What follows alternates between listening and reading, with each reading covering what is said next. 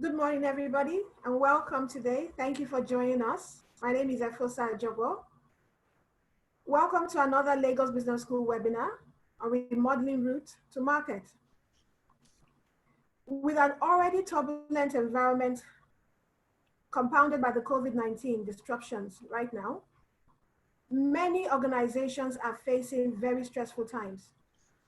And as you know, sales is one of the four most important things in every organizations right now.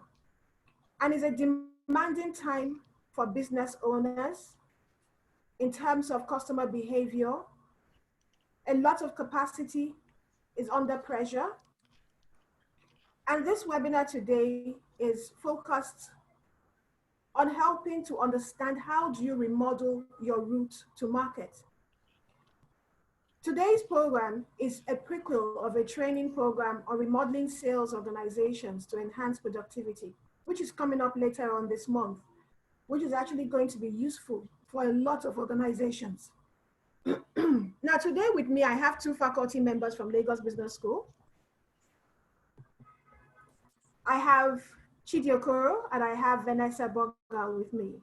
Now, Vanessa is a marketing faculty at Lagos Business School. She has more than 20 years experience in Europe, Africa, and South America. She's an expert on brand management, launch, management, as well as consumer understanding, market segmentation, and brand positioning. And as you know, these are very patent topics right now for a lot of organizations. Chidi Okoro, he has spent over 3 decades across industry sectors, FMCG, pharmaceuticals, telecommunications, in Nigeria and in Africa.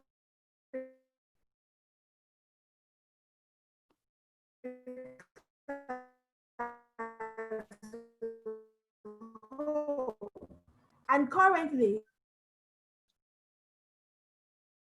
he's an operator in the retail sector with his own brand of products. He's a strategy here at Lagos Business School. Advantage today to a lot of participants on this. Our panelists will take questions at the end of the discussion. So please kindly post your questions in the Q&A section. It's at the bottom tab of your screen. Post all your questions there, please not in the chat box. And so right now, we would like to actually dive into this topic immediately. So I'm asking Chidi, why are we here today? Why remodeling sales to enhance productivity? Why is that a pertinent topic right now? Yeah, thank you very much, Fosa. Thanks for the introduction. And thanks to everyone for joining us. I think these are interesting times for organizations, for economies, for countries. And we know that in calmness, I think sales at the end of the day is the last line for organizations. And many organizations are struggling to understand what's going on, but I'll share a couple of slides that really answer to your question and perhaps throw up a couple more questions in the minds of observers. So, I mean, content is very simple. You mentioned much of its challenging times, but we all know about VUCA. We know about volatility, etc. And then now coronavirus. Just imagine these two coming together to hit organizations. So that tells you what we're facing today and why we need to look at remodeling our sales organization. So we're facing a new customer, we're facing a new environment, absolutely. But there are a couple of scenarios playing out right now. Consumer user buyer behavior, I think Vanessa will make some comments on this. There are new needs and priorities, and I hope your company is thinking about these new needs and priorities. There's the omni-channel buyer. We want to buy all the time from everywhere, both from traditional and the modern or digital one. And many companies are also launching new products and line extensions of existing product because we believe that the customer wants something new. On the other side, you have new, more nimble competitor class. So you have new people coming into your space and taking share, taking shelf share. Sometimes they're there for long, sometimes they're not there for very long. The access channels are broader and there are new ones. You know, we all talk about e-commerce, you know, we talk about all of that. And then the modern, and you know, a lot of the modern channels, you work in FMCG, a lot of our modern channels are actually tending traditional. And a lot of the traditional ones are tending modern. That's a conundrum for brand owners. So if you go to if you go to a services, it's also the same. So you have technology and more sophisticated selling. Many companies are getting into more sophisticated selling, but sometimes you ask a question, are the sales team prepared for it? Offsite teams is the order of the day. You know, with coronavirus, we have to stay at home. So how do we manage discipline and ensure that we are getting the right kinds of productivity? So implications are numerous: sales decline, cost and productivity. You know, we're putting a lot of money into building sales organizations, big costs, but productivity is an issue. Working capital distortions all over the place. So receivables management is also a challenge because the trade is moving. Your buyer is moved. It's got a couple of pressures. So there's big pressure and distortion from selling in new products. Sometimes it could be a distraction. So all of this call for the fact that you want to take another look at your route to market. So if we look at this slide, you know, different organizations do have varying levels of agility and they deliver different outcomes. So I know about a B2B specialist courier firm, B2B, but pivots to B2A, to B2C, eventually launches a targeted B2C operation.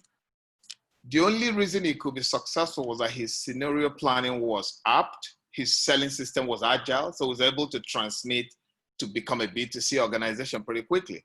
Many companies tried, they didn't achieve that. An insurance brokerage firm scaled down operations.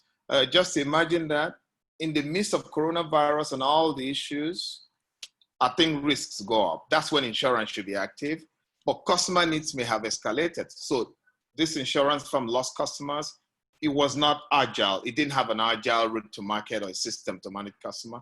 In FMCG, I have seen an FMCG 40% revenue loss over 3 months.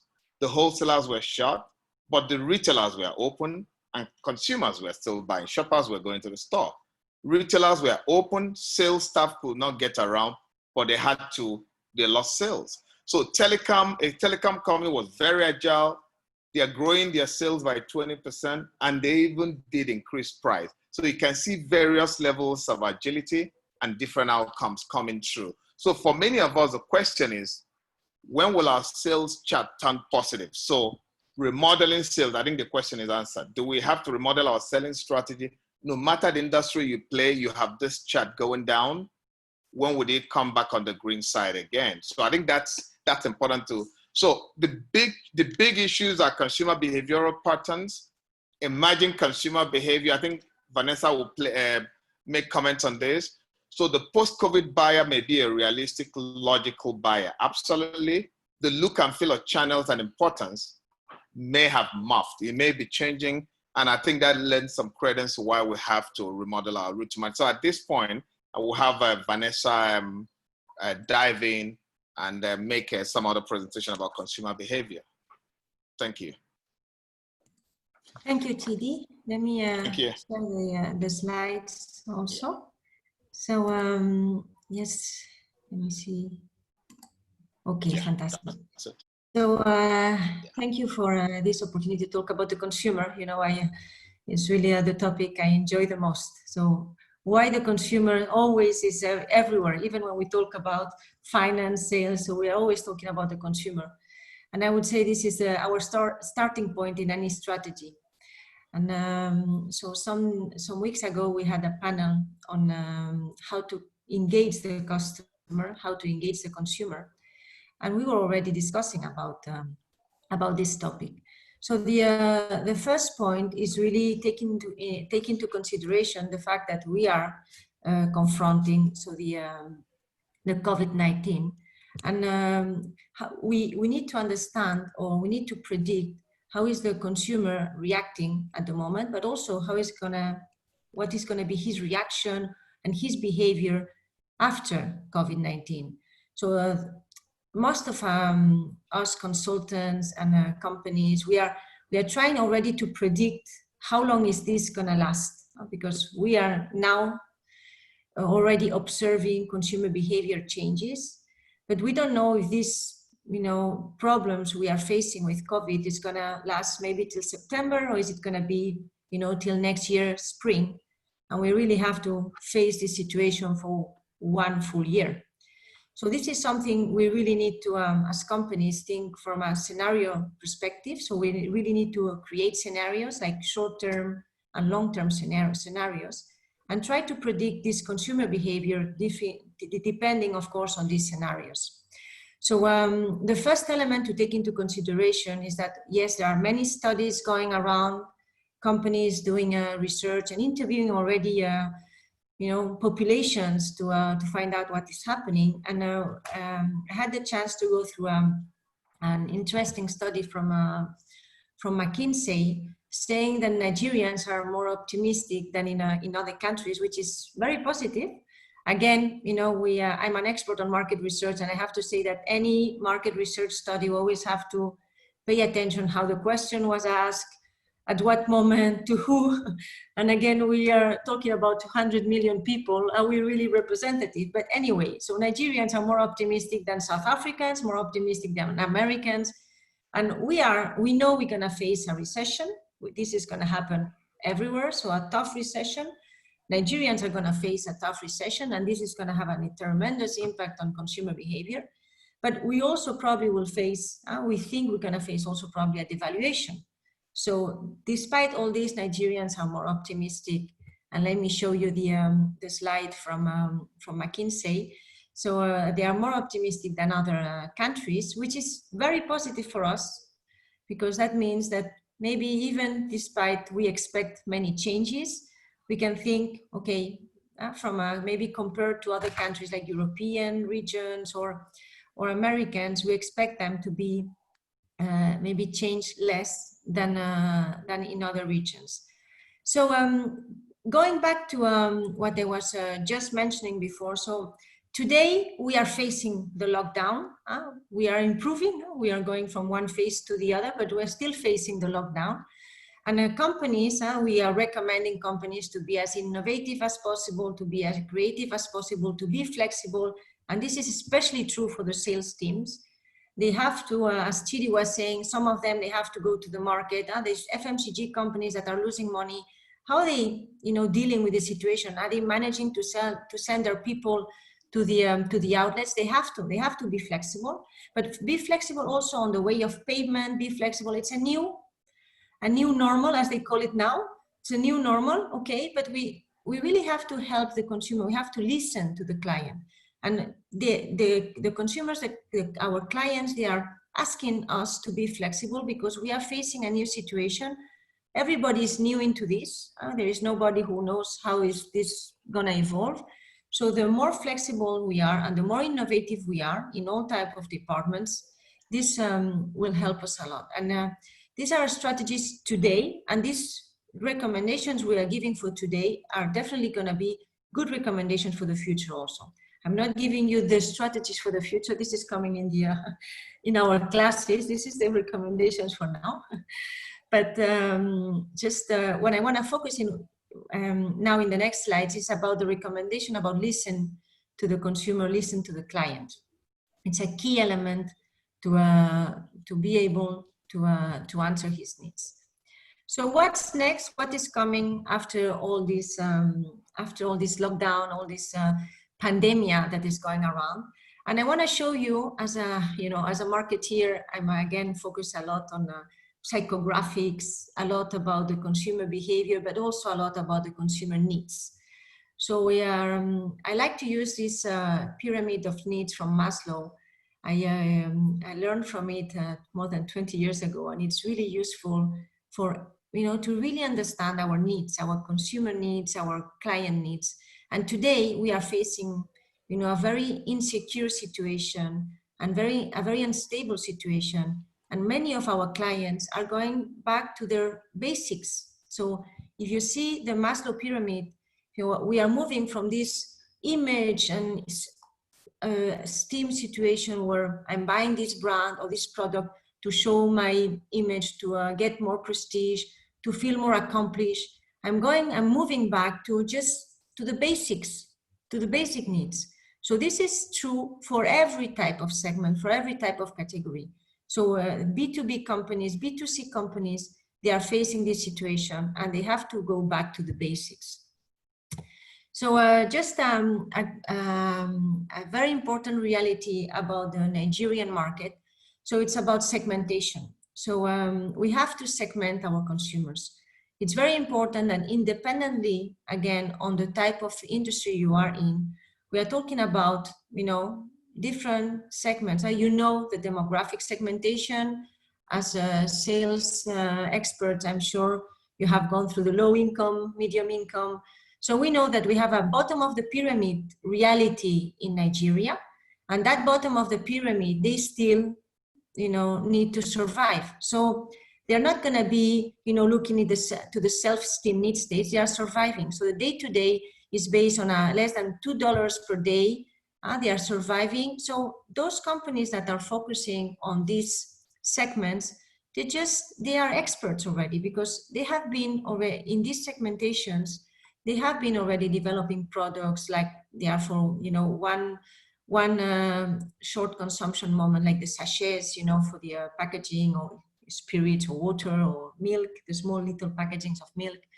So this segment is probably not going to change their behavior a lot. They're just going to continue living on a daily base situation.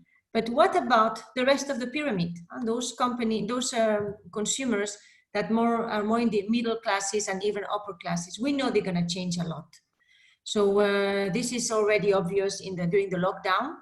They are focusing much more on health and security, pay attention to their wellness. We know they are, staying much more at home. Some of them are not even moving from home. And they are very much concerned about the economic insecurity. So these are going to have big effects on our products, on our services. And again, everything is going digital, education, companies, and of course, it's going to be a much more higher digital engagement. So the question is this going to last? Is this going to last? So just to validate, I don't want to lose too much time on this, but because this is just to give you some ideas. But again, one of interesting study from McKinsey proving that the major concern of Nigerians right now is, the public health, the safety of myself and family, and the health of my relatives in vulnerable populations. So health is obviously the major concern. And this is going to last till really we find a solution against this pandemic. But price sensitivity, I think this is an important issue. So this is going to have a tremendous effect on all types of categories and industries. I have a good friend working for FMCG, and he's saying, well, we are reducing expenditures. Our cash, cash control is the most important thing. We need to control our marketing expenditures, our maintenance expenditures. So are we going to continue maintaining our machinery? Is it key to, so they have to reduce. So price, money is an important issue for any type of company right now, and the consumer also. So the consumer is going to refocus much more on home occasions. They're going to cut back on non-essentials.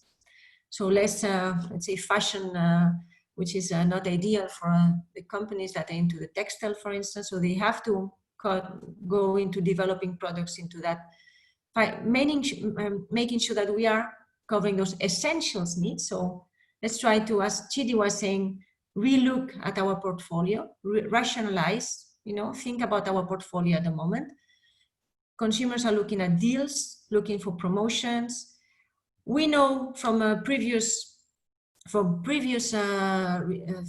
recession in 2008 that consumers will focus on much more, value for money. So that means so low-cost brands, but also premium brands. So the mainstream brands are probably going to suffer much more. So again, portfolio rationalization. You have to think about the portfolio and shifting channels. So this is very important for sales. The channels of the consumer and the consumer behavior around channels will change. And let me, before I finish on this topic, the habits will probably change, and some of them may stay. So we think people will tend to go to more neighborhood shops. smaller shops, you know, not to move around too far away. They're gonna probably avoid crowds. They are moving already to online shopping, we know that, and even phone shopping. And this, especially in Nigeria, I'll talk about later, we see these WhatsApp systems where you do the delivery through WhatsApp. And so much more even than creating a full website, we are, you know, flexible, quick. WhatsApp is the new way of shopping. We prefer obviously electronic payments than cash. And one of the key elements that is going to change, and we think it's going to stay, is the use of delivery for food service. So we are, as consumers, trying this, and we believe it's probably working. So some of us, some of the consumers will keep on doing this. So this is something, it's a trend that will probably stay after the pandemic. So that's also important. And last but not least is also about, you know, what type of products are gonna stay, and they are developing now, and we think it's gonna continue. Products much more oriented towards health, towards immunity, so to protect ourselves. So we will be much more wellness concerned than in the past. So this is so I leave let me just talk about quickly about the decision journey before Chidi continues. So question marks about the customer decision journey. So I was talking about this to different students last week, from oil, from banking, from different service companies. So do we know what is the current customer decision journey of our clients? Have we studied that? Do we sit down or call our customers and do a study about how are they behaving from the need recognition, you know, the problem recognition, to the post-purchase behavior? Do we know the steps? So we recognize that this is getting more and more complex. The customer journey is changing and moving, but the first step is, of course, to identify our customers, find out, you know, are we using the right segmentation? Are we targeting the right people? Are we having the right digital touch points, because they are moving much more digital? So we also have to be more digital. Again, what I was saying about, are we selling the right products? Do we have the right portfolio? Are we focusing on premium and cheaper brands, you know? And the last point, consumers want us to be online, but they want us, for some industries, we still have to be offline also. So these are, in terms of customer behavior and the customer journey, we have to put all these question marks in our industry analysis. Thank you, Chidi. Thank you. Yeah, thank you very much, Vanessa. I think it's important that we all recognize that at the end of the day, the customer, the consumer, will have influence on the route to market that we adapt at the end of the day. Very important. I think that's well captured by Vanessa. So I continue. So on the channel, when will our customers, our sales, ever, you know, when and will our customers or sales ever return? These are questions that we all battling with right now, you know. So many of us are wondering, you know, the curve is turned south, it's turned negative. Will you ever go back up north and really be strong? So many of us do appreciate the changes, and we adapt and thrive, but really getting that customer channel insight is vital. But the consumer need and behavioral change is also vital to be able to evolve a great selling organization. So for many of us, we're waiting for answer to this question. I think the question we have here, what should be the role and form of our sales organization, is very important. So for B2B and B2C organizations, we need to gear up our sales organizations. It's a new world, it's a new environment, it's a new customer, it's a new kind of competition we are facing. It's very important we gear up. So a couple of things are happening. Number one, operating costs are escalating. So your cost of operation is going up across. Even cost to keep the selling organization, the selling team, is rising. So at the moment, the way we measure productivity, will that traditional method suffice? Should we keep measuring productivity of sales organizations the same way? So how do you drive engagement levels and really get them to be more productive? the way we measure return on investment, from sales activities.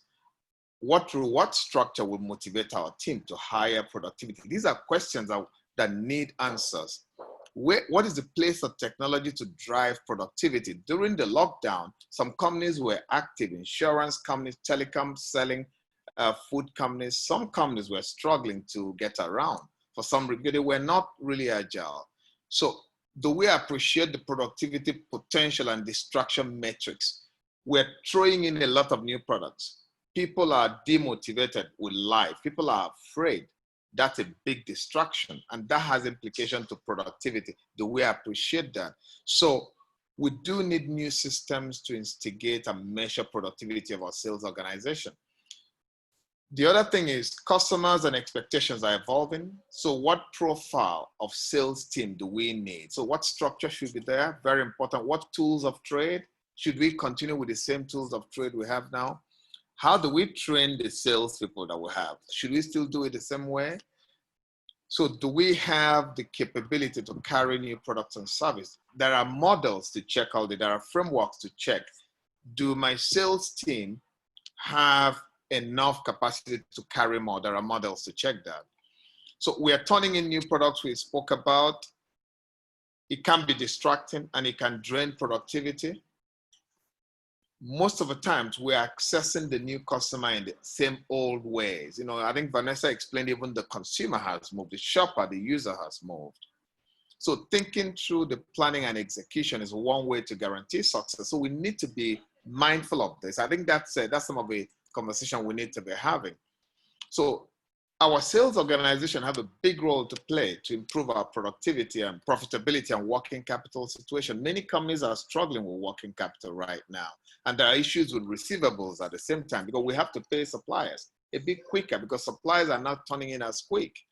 But also you cannot, collect money when you supply. So resistance to price by customers is there. So there's a big force by customers to ask you to turn down the price. Your first line of defense is your sales organization. Are they primed to play this role? Very important. Forecasting sales opportunity so you don't live with obsolescence or launch the wrong products or services. Is that conversation happening? Is our route to market fit for purpose and future? Our options need re-examination. So many of the route to markets we use, both in service and product companies, many of them may not be fit for purpose. They may no longer be fit for the future. So could we pivot swiftly and keep sales going? So when you look at the sales chart, some companies are able to pivot quickly. Many are not able to do. So key account reseller attributes are changing. The person who is your key account today is different. The reseller is different.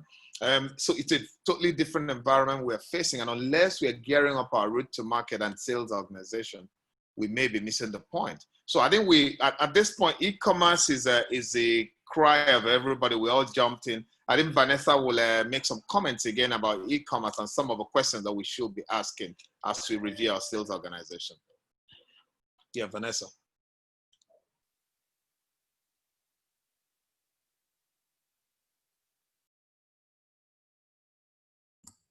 Yeah, perfect. So thank you, Chidi. Yeah, so when let's move to e-commerce. Today I think we are all users and consumers or shoppers of e-commerce here and all over the world. Most of us have used it at least once, so we know more or less the pros and the cons and the advantages and inconvenience. But in Nigeria, it's a very interesting. It's a very interesting, let's say, solution, because well, I didn't mention it, but I've been living in Nigeria for more than 2 years already. Before I was living in an African country where they did not have the e-commerce tools, and I was very happy to see that here in Nigeria we have Konga, we have Jumia. You really have very interesting e-commerce websites, but still we need to improve. We need to improve. The challenge is not only having nice websites, but of course, giving the proper service, be agile, find the proper portfolio of products assortment. So before before going into detail, I just wanted to share a website. So on one screen, this is a screen of, I just took a picture of my screen. And my question here, and of course I don't ask anybody to answer that, is that, look, I'm looking for books and library elements for my kids, and it's in the wine area, or more or less. So just, this is just, think of the customer experience. Remember, I just mentioned, what is the consumer decision journey? You know, when you are looking for products, when you are moving around, are you thinking, oh, I'm looking for these special pens for my kids, or this some books? You know, we have to make things easy for the consumers and the shoppers. So it's very important that we cannot always be in the body of our customers, but we can try to talk to them, you know, through phone, through email. You can do some easy surveys to find out how they are moving around. And you have very fantastic online tools to evaluate what they are clicking, how they are moving in your websites, to improve that. So I know it is time investing, you need experts on these elements, but when your main business is on the e-commerce, I think it's your website has to be perfect, well, over perfect. So you really have to understand how is your customer moving in the website. And when I say your customer, you will probably have different segments there with different, you know, and you will be targeting different consumers with different consumer needs. So it's not because, you know, the majority of your customers are maybe focusing on computers and phones that you cannot develop these sports and fitness now. Today, people are staying at home. They cannot go to the gym because it's forbidden. And everybody is looking for elements to do sports. But to find sports, you have to go to the wine and other categories. So this is just an example of how being flexible and speed. This should have been changed already. Okay, very just speed, adapt to the new needs of the consumers. So what I just mentioned before is that today in Nigeria, we have seen many companies coming to to create their new website, but these websites are more like a test for them. If you click on it, especially this SPAR one and the Health Plus, they're just giving a limited assortment, because we know that delivery in Nigeria, the transport, the distances, we don't have a fantastic infrastructure to make sure your products are to the place in 2 days, less than 2 days, 1 day. So depending on what you are selling. And for instance, this example of Health Plus, is it really value for money? Maybe you are buying only some paracetamol, and are we paying the whole delivery for only one paracetamol? So is the consumer ready to pay for this? Or are we offering this service for free? So these type of questions, when you create the website or the delivery service, many companies are of course asking themselves, should I do it? So we know that, for instance, in Wuhan, in China, during the pandemic, during the COVID, some big companies, dairy companies, Chinese companies, they created their delivery services to make sure that Wuhan people could have dairy products on a regular basis. So imagine Nigerian breweries or Coca-Cola creating a delivery service through, in China, it's called WeChat. So it's kind of like a WhatsApp system for Chinese. And they were offering dairy products for them on a regular basis. So of course that implies a big investment from a logistic perspective, but it was about giving service and of course making sure that you are not losing your customers, your customer loyalty. So this is also a little bit the example that some Nigerian companies are also doing here. So you see they didn't create a website. They just pop in and create this promotion. So you receive this on your WhatsApp groups or Twitter or Instagram if you're following these shops or these services, and you can order by phone, WhatsApp, you make your own list. And it's a kind of, in the middle, a bit like what I was talking about the dairy companies in China, this WeChat service where you can be delivered even if you are not able to move to the shop. So this is all over now. So it's developing. So a lot of companies were in the e-commerce before, but many others are coming into this e-business. So the question is, remember what I was just mentioning before, do we have to be only online and offline? Do we have to be solely only offline? Do we have to open the online? Do we have to combine them? But many customers still want the brick and mortar. And before finishing, I just wanted to highlight some of the key issues we have today as a Nigerian e-business. So, you know, these are elements that most of the e-commerce companies know, but it's something we need to pay attention to if we want to develop a new e-business channel or e-commerce channel for our company. It's not easy. We need to find the right assortment. We'll probably find, you know, if you are delivering from other companies, they may have out of stock. You have promised something to the customer you don't have anymore because it's in a shop that they are out of stock and they didn't tell you. You really need to have the proper information of the product. So you really have to find all the details about the product or service you are offering. The payment methods are not easy. Transport delays, we know how the transport in Nigeria is difficult because of the infrastructures. The packaging, today, remember I was mentioning the hygiene issue. So if you are delivering food, if you are delivering medicines, are we offering the right packaging to make sure that the consumer is, you know, he feels protected, that we are giving the proper hygiene packaging? The consumer experience, again, thinking about the customer buying process, the customer journey. Customer service after delivering, especially, and also during delivery. Are we able to check the status of delivery as a customer? Can we review past orders online? I mean, all these little questions that looks like a big list of to-do if you want to be on the e-commerce, on the e-business, but we have to make sure that all these elements are covered properly. Thank you, Chidi.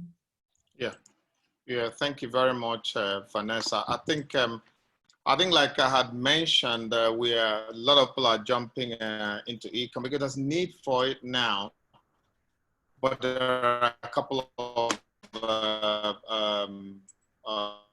things to bear in mind as we do that. I think Vanessa rightly pointed out some of those from your country. So it's going to be e-commerce plus. That's what we're actually going to be ending up. So as regards our sales organization, what are we doing? What are companies doing? And companies are taking many actions. You know, number one, some are continuing the usual, you know, hoping that things will revert to normal. I doubt things will revert to normal so soon, maybe in a very long time. So waiting for it to revert to normal, I don't know whether it's the right approach. Some watch the tide and you probably lose your customer, you lose to that competitor.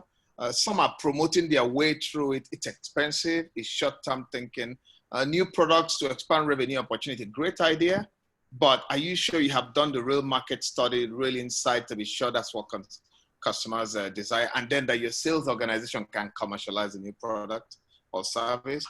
Some react, you know, reaction is, you know, it's reactive in a sense. You accept the changes and then you react to it. Sometimes your decisions are not right, but the companies are win and the companies that respond. So they reimagine and reform their sales organization. So they are really agile and they are ready. And with every choice, there are implications. So if you can respond, you're in a better situation. So your sales team are agile, the organization is well-heeled, they can switch and they understand the environment quite better. So medium to near term, either of two outcomes. You know, one company outcome A is that your sales come right back.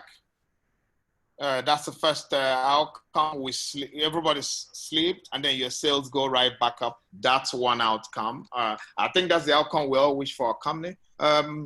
Outcome B is that you slide, and over years, you don't even come back to your pre-March 2020 numbers.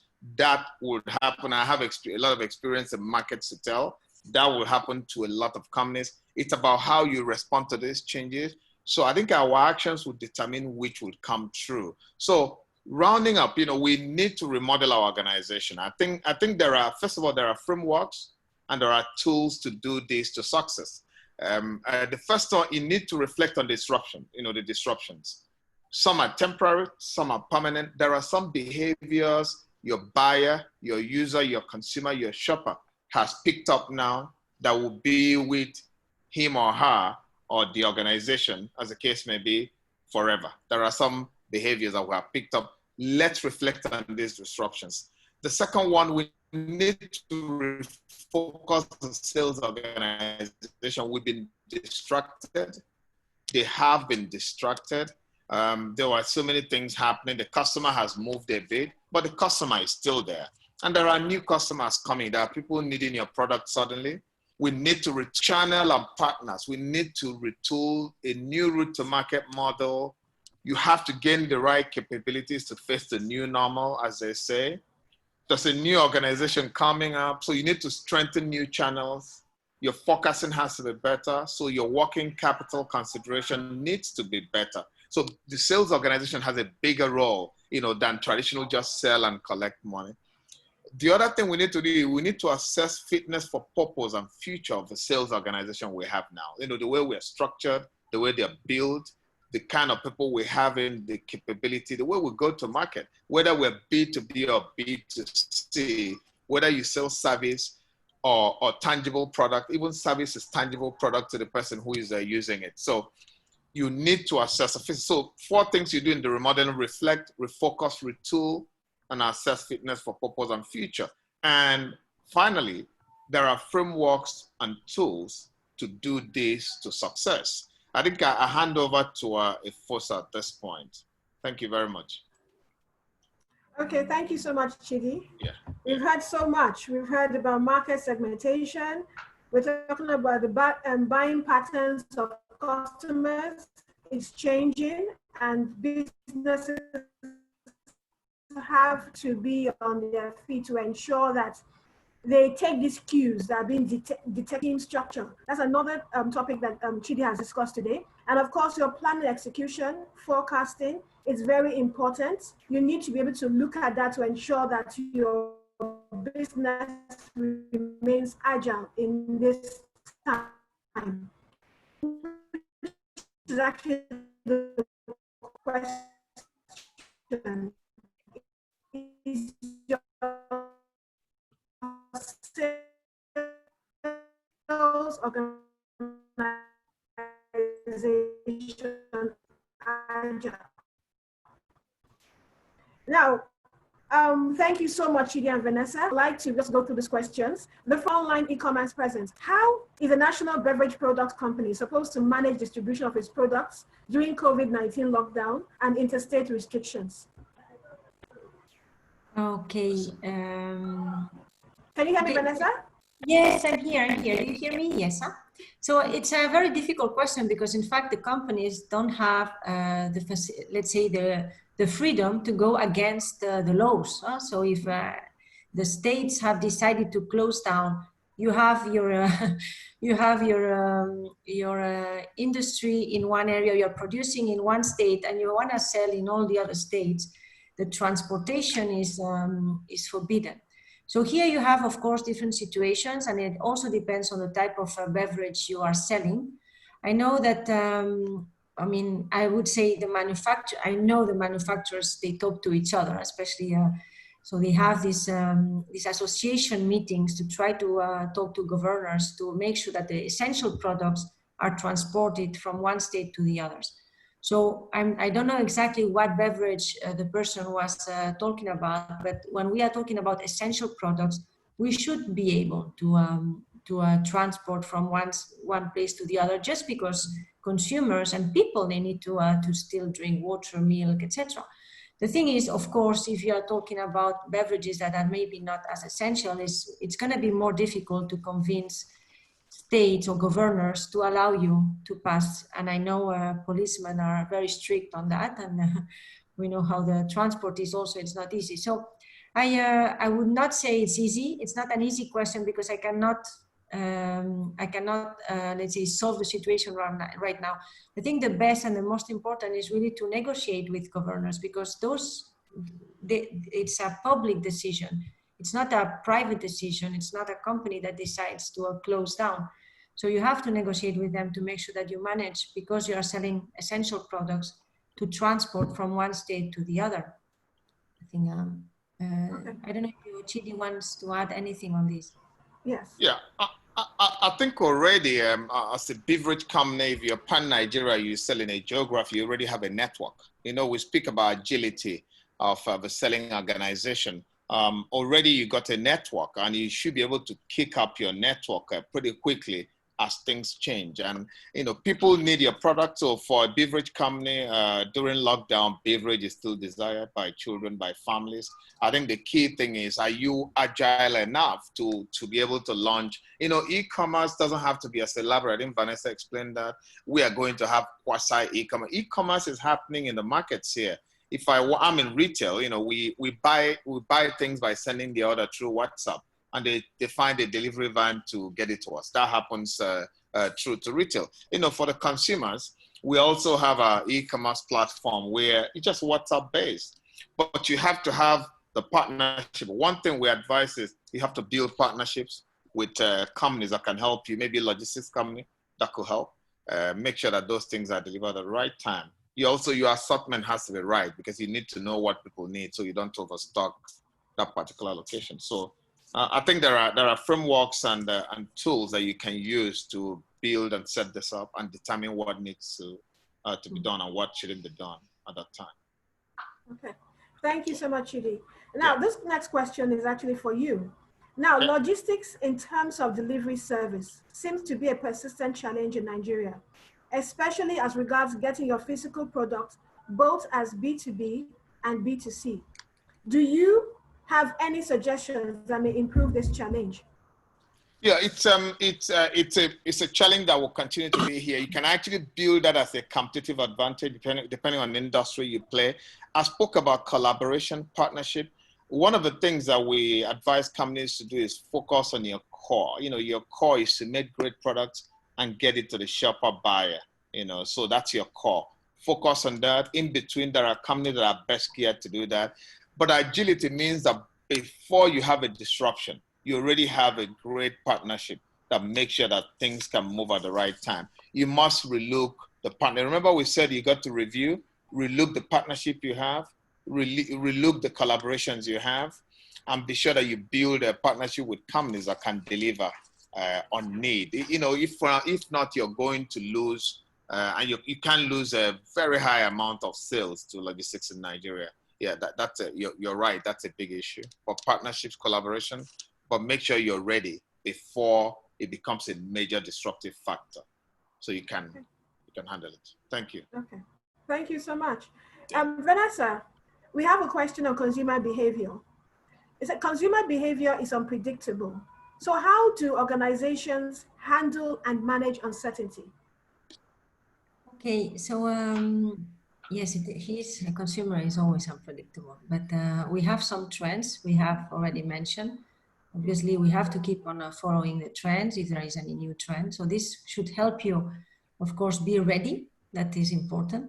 But also, as again, something that you should have already in the company, and if not, you have to start doing, is to observe, analyze, talk to your client and find out what is he going through and ask questions. So this is true for any type of company. And people think, okay, I'm talking about consumer behavior. This is just B2C. No, this is true also for companies that have 3 or 4 key accounts, and they want to, you know, understand what are the clients going through, their big clients. So we have many tools. We have the CRM tools for these big B2B companies, CRM tools to find and do customer satisfaction, the traditional customer satisfaction survey we used to do through email or through phone. We can still adapt it. You know, we change the survey, we adapt it, and we try to find out what our clients are going through. So this is just a typical tool we've been using in the past, and it's not, you know, reinventing the wheel. But for the more B2C companies, this is, you know, we have online tools, simple tools, not too expensive, to launch quantitative surveys, but also to do qualitative, like creating a blog where you exchange with the consumers, thinking what are they going through.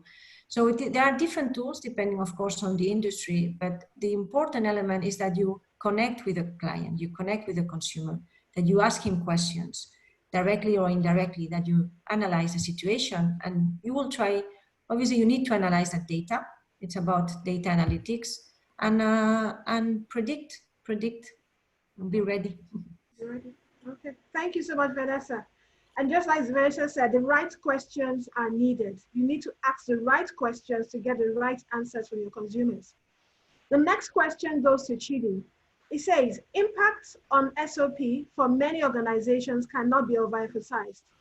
Raw materials being depleted and limitations on importations.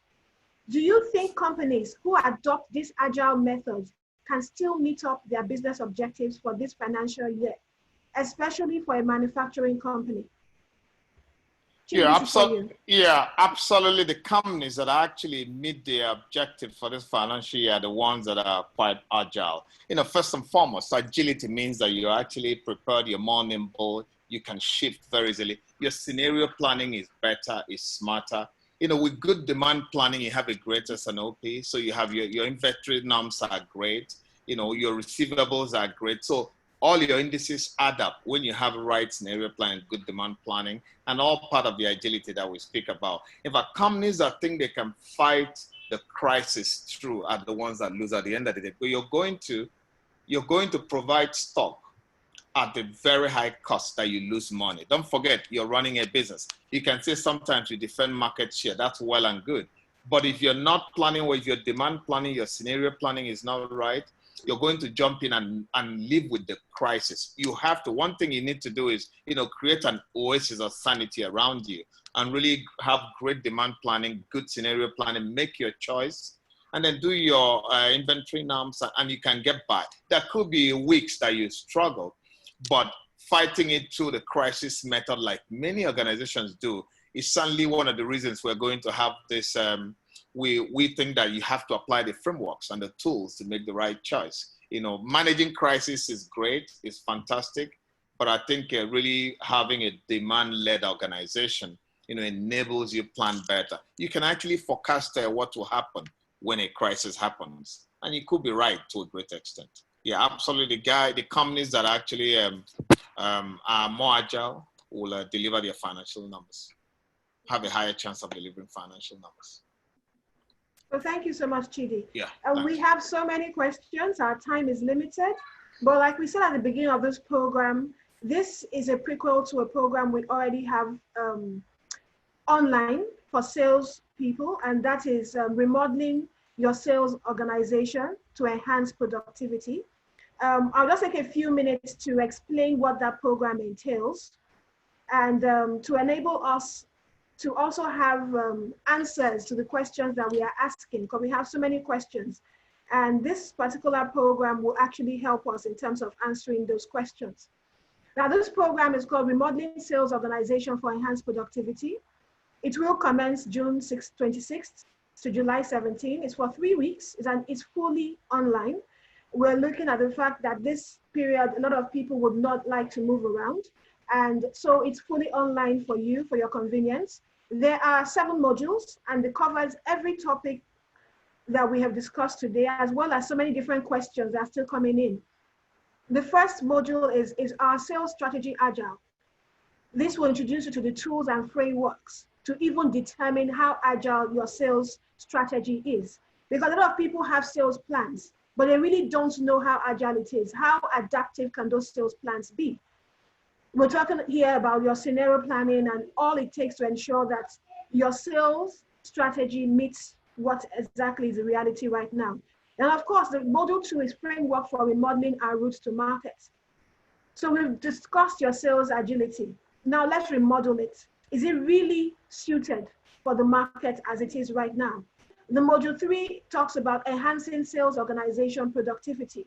During while Chidi was talking, Chidi talked about planning and execution, which is actually very important. He talked about looking at your sales team. That module helps you to do that. And of course, positive behavior in sales practice. We will look at the consumer, we will look at the provider as well to find out, are we aligned? Then the sales and organizational profitability. How are we ensuring that our plan takes us to the promised land, which is what every organization has, which is profitability? How do we ensure that our organization remains profitable even at this crucial time? And of course, commercializing new products and services. I've seen so many different questions from different people talking about their own sectors. I work in the automobile sector. What about me? How can I make this? I deal with logistics. What about me? This module will talk to you. It will help you. How do you commercialize new products and new services? And of course, our module 7 will be a recap of what we've done throughout. And of course, our certificate, the program comes with a certificate. Now, this program is very practical. It's going to be driven by case studies, real case studies of Nigerian companies, as well as different African countries as well. And of course, there will be a capstone project. That's how practical it is. We expect you to sit down, go through the different modules, and then rewrite what your sales strategy is. You have the experts. Vanessa is going to be on the program. Chidi will be on the program. We also have other industry experts who will also be on this program. And they will be there willing to sit with you and ensure that at the end of this program, you leave with a practical plan that is executable. We're not talking about theoretical plans now, but plans that you can actually hit the ground running after this program. The program is going to take place for 3 weeks. It's online. We will have some live sessions. The live sessions will be during the week of Friday, as well as on Tuesday. So you have 2 days during the week where we have 2 live sessions for this program. And we will expect you to please log in. If you don't have the opportunity to log in, it will be recorded. But when you have a live session, of course, you know how very interactive a live session will be when you are on it. It helps you to stimulate ideas. You have the opportunity to discuss with other participants as well, because part of what this program is about. You will be able to do that. Discuss with other participants, take part in discussion boards. Even during your capstone project, you will have the opportunity to actually dialogue with other participants on the program. I don't know if Chidi would like to add anything extra to this. Yeah, I think you mentioned that this program enables you work and attend the program, and you have opportunity to ask all of those questions you have, and also interact with with some LBS faculty and other experts. So it's very flexible, and I think it runs over a period. It's practical, like you mentioned. But I mean, sales organizations are vital to organization success. And we all know that. And we know that we're approaching a new customer, new channels with the same old traditional methods. That has to change. And this program gives us the frameworks and the tools to try to drive that change. Thank you. Okay, thank you. Vanessa, would you like to add anything? Because I know you're going to be on the program. We have a lot of e-commerce, social, customer behavior questions here. No, I'm really looking forward. I don't think I can answer all the questions now, but it's a very interesting program, very challenging, and I think it's really a needed program at the moment for the companies. So I'm very happy we are launching it right now because it's the right moment to have it. So it's fantastic. So welcome everybody. Okay. So thank you so much. All the details of the program will be sent to you by email. As everyone that has participated in this webinar today will get the information by email before the end of this week. So that brings us to the end of our program today. Thank you so much, Vanessa. Thank you so much, Chidi, for sharing with us your wealth of experience. I know a lot of people have been educated in terms of what needs to be done concerning sales right now. And we're looking forward to welcoming each and every one of you on the program. It will be a time of sharing. It will be a time of great knowledge exchange as well. Because one thing we do at Lagos Business School is to ensure that every program we do meets the needs of our participants. So we will be waiting to welcome you onto the program. Thank you so much, Chidi. Thank you so much, Vanessa. Very much. Thank you very much. So thank you for joining us. Have a good rest of the day. Take care. Thank you. Thank you. Good. Bye. Bye.